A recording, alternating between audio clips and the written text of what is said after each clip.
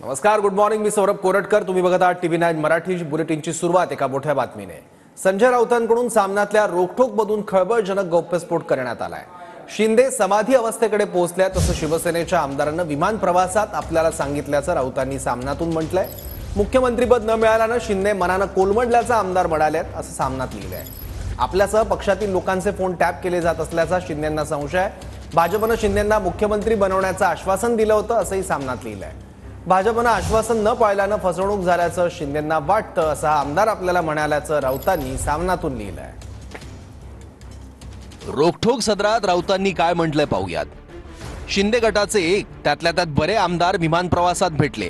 त्यांनी त्याही पुढची माहिती देऊन गोंधळ वाढवला. शिंदेंचा आमदार शिंदे हे स्वतःला अपमानित केल्याच्या दुःखातून बाहेर पडायला तयार नाहीत.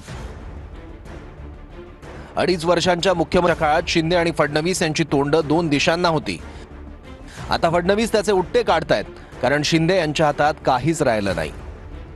राऊत मुख्यमंत्रीपद पुन्हा मिळालं नाही याच दुखवट्यात शिंदे अजून आहेत काय? शिंदेंचा आमदार ते त्याच्याही पलीकडच्या समाधी अवस्थेकडे पोहोचलेत आणि शून्यात पोहोचलेत. राऊत शिंदे यांना धक्का बसला आहे काय? शिंदेंचे आमदार ते मनानं कोलमडले आहेत. राऊत का काय झालं?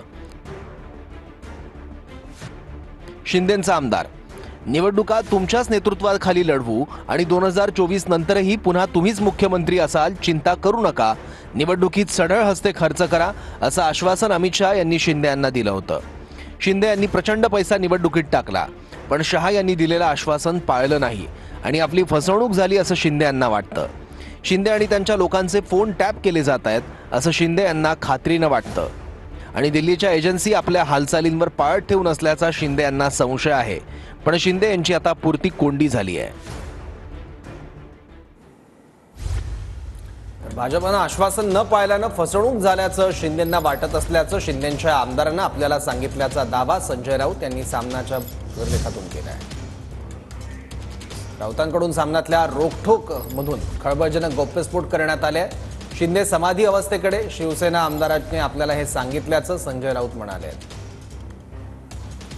मुख्यमंत्रीपद न मिळाल्यानं शिंदे मनानं खचलेले आहेत.